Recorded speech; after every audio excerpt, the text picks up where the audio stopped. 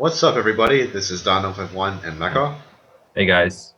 and we are bringing to you Chapter 3 of my Fire Emblem 11 Hard 5 0% Girls playthrough. So right off the bat, we get two new units. They are in the top right-hand corner of the map. Their names are Lena and Julian. Lena is a cleric. She is a very important cleric. She comes with the Warp Staff, a very important staff. Those of you who are familiar with this game should know by now how awesome the Warp Staff is.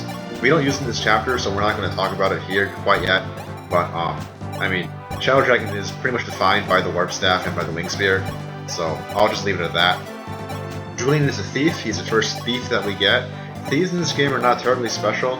They can't steal like they can in other games, mostly because the original game didn't have stealing either. Their main function is to open doors and chests without using a key, and that is somewhat important in that it saves us a good deal of money. Door keys are somewhat costly, and chests cannot be opened aside from using Marth or a rare item called the Master Key. Meanwhile, Marth just visited the village with the Devil Axe in it, and if you played pretty much any other Fire Emblem, you would think that the Devil Axe is a very bad weapon, because of the drawback and the bad stats. This game, the Devil Axe does have that drawback of allowing you to hit yourself instead of the enemy if you're unlucky, but fortunately the stats are very good. It has very high hit, still very high might, so that actually makes it a very powerful option to use against really strong enemies if there's no other way.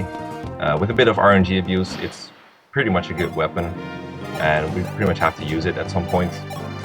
And the reason we have the time to elaborate on these new units and on the Devil Axe is because there's not much happening on this first few turns. There's very few enemies on this map, and the first few turns just us walking towards them with our really big army. Right, but right now, you see a trio of fighters approaching, and we're all geared up to take them on again with our three best enemy phase units in Jagan, Ogma, and Barst. In this case, Barst has the Devil Axe ready to go because these enemy fighters are even stronger than the enemy pirates in the previous chapter, so Barst wants to do that extra damage. These guys have a bit more HP, they have a bit more speed, so guys like Cain, who have 6 speed, are at risk of being doubled in one round KO. Yeah, they are really strong, and thankfully they disappear soon, so we don't have to worry about them as much, but as it is, they are ridiculous, and we have to enlist the help of even units like Darros and Castor to get rid of them. For one last time, actually, because after this, we'll be ditching a lot of these units because of the preparations menu. So I guess one other thing we need to talk about while we have the time is we're training some units in their weapon ranks and in levels. We're giving them priority basically when it comes to combat. Like Abel needs to raise his lance rank so he can use some C rank lances and do some extra damage. And Barst just needs to get the C axe so he can use a hammer and decrease his hit a little. And Sita needs to increase her level in general so she can promote and gain lance rank. This is a side effect of getting combat, of course. And I believe there's one more. Yeah, Riss needs to reach C rank staves by near the end of the game so that he can serve as another warp user because, you know, having 3 is not enough, we need a 4th one. Yeah, we should note this is kind of annoying to do, especially the combat weapons, because you only get 2 weapon EXP for each battle you fight, regardless of whether you hit and whether you kill, unlike in other games where killing actually gives you extra weapon EXP. And there's other reasons why in Shadow Dragon it can be kind of annoying to raise weapon rank, I believe. Yeah, the enemy density, as you can probably tell, is pretty low, and the enemy quality is really high. They hit pretty hard, so it's not like, you know, in Fire Emblem 6, if you recall, there was that one chapter where Marcus just ran to a pile of enemy soldiers and he got like half an entire axe weapon rank from that enemy phase alone.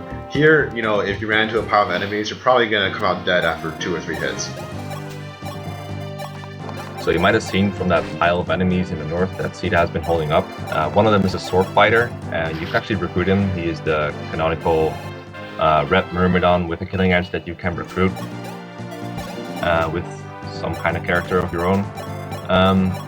His name is Navarre, and Navarre is pretty strong, not that great, but he gets the job done sometimes. He has a base C rank in swords, which is going to be very helpful, and the main reason we can use him later on for some things. You can reclass the Cavalier and be a better version of Cain, pretty much.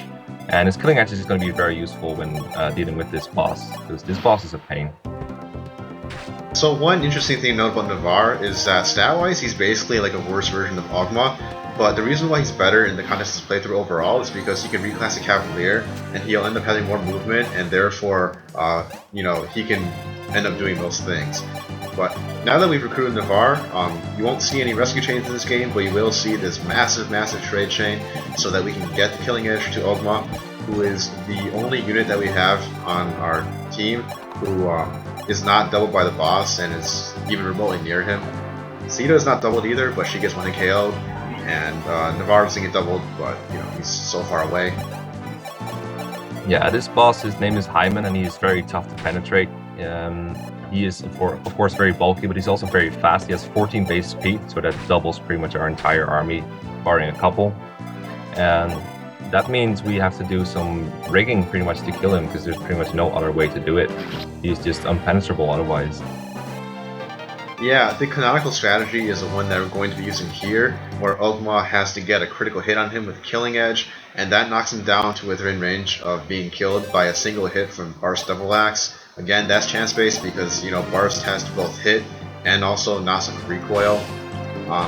A lot of players find frustration on this boss, and what they end up doing is either they like totally exhaust his hand max, or they just throw units at him and suicide them until you can finally kill him with a stronger unit. So that's Chapter 3 completed in 6 turns. We will see you next time. See ya.